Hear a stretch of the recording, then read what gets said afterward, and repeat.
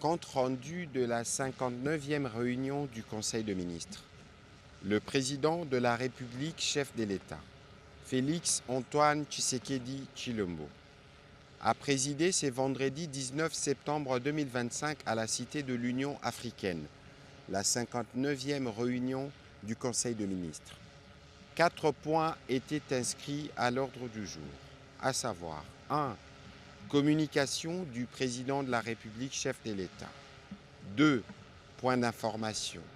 3. Approbation d'un relevé des décisions du Conseil de ministres. 4. Examen et adoption de textes. La communication du président de la République a porté sur 2 points principaux, à savoir 1. De la nécessité de prévenir les naufrages sur les voies navigables.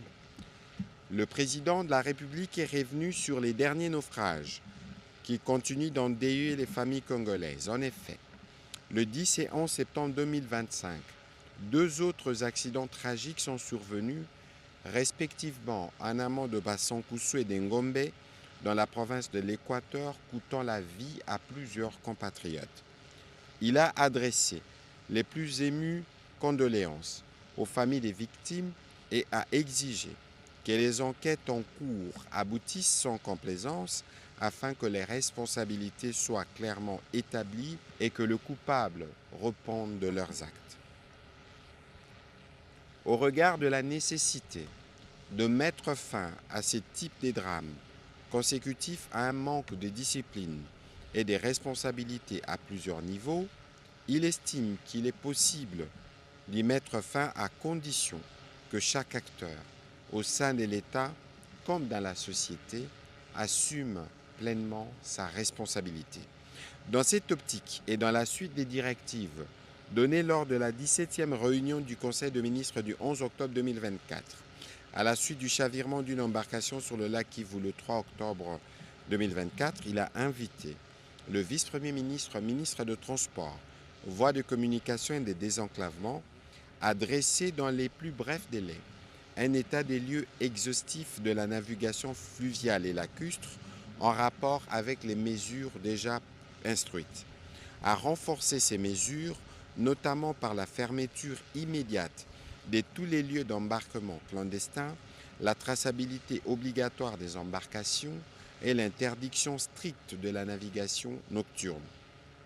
Engager une campagne de sensibilisation et de responsabilisation des opérateurs privés et publics ainsi que de communautés riveraines afin d'assurer une appropriation collective des règles de sécurité, notamment le port des équipements de sauvetage lors des embarquements.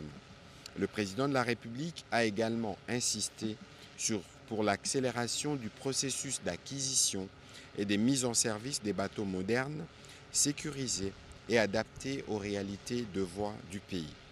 Il a instruit de renforcer de manière significative les capacités techniques, humaines et logistiques de la Congolaise de voies maritimes, de la Régie de voies fluviales, ainsi que tous les services spécialisés pour leur permettre d'assurer efficacement leurs missions de sécurité, des balisages et des surveillances. Par ailleurs, il a demandé à la ministre d'État, ministre des Affaires sociales, de s'investir pleinement dans la prise en charge des victimes accessibles et les cas échéants de solliciter le soutien des partenaires traditionnels. Le président de la République attend un rapport sur l'évolution de la situation au prochain Conseil de ministres. Le deuxième point de sa communication a porté sur la situation des embouteillages dans la ville-province de Kinshasa. Le président de la République a tenu à nouveau à attirer l'attention du Conseil sur cette réalité devenue insoutenable pour nos concitoyens. Les embouteillages qui paralysent chaque jour la ville de Kinshasa et qui détériorent considérablement la qualité de vie de la population. Il a rappelé qu'à l'occasion de la 22e réunion du Conseil de ministres du 15 novembre 2024, il avait insisté sur l'urgence d'améliorer la fluidité de la circulation routière à Kinshasa. Il avait alors souligné que la mission des agents de la police de circulation ne se limite pas à la régulation, mais implique également l'exemplarité, l'application rigoureuse du code de la route et la sanction de comportements compromettant l'ordre public. Le président de la République est convaincu que la mobilité constitue le poumon vital d'une capitale moderne.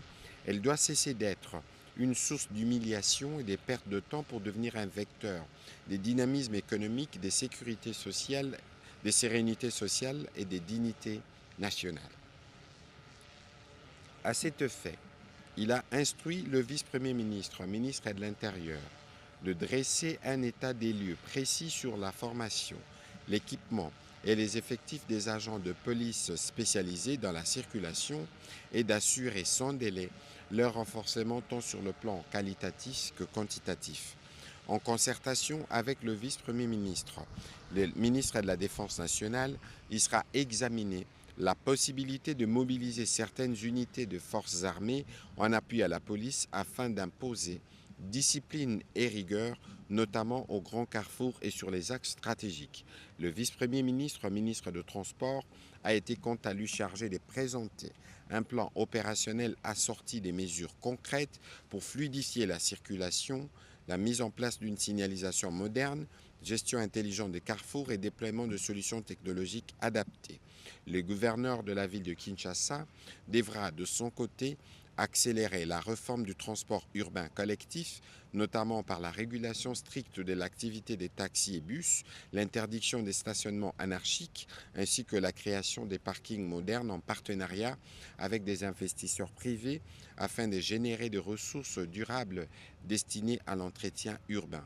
S'agissant des taxis-motos, le président de la République a instruit l'application stricte de mesures suivantes: port obligatoire du casque par les conducteurs et les passagers, identification rigoureuse par les services compétents pour garantir leur traçabilité et leur conformité aux normes en vigueur, limitation de leur champ de circulation par l'interdiction formelle d'accès au centre-ville, leur activité devra être cantonnée aux zones périphériques. En outre, il a instruit pour que chaque mois, un rapport circonstancié de l'évolution de la situation puisse être fait en Conseil de ministres.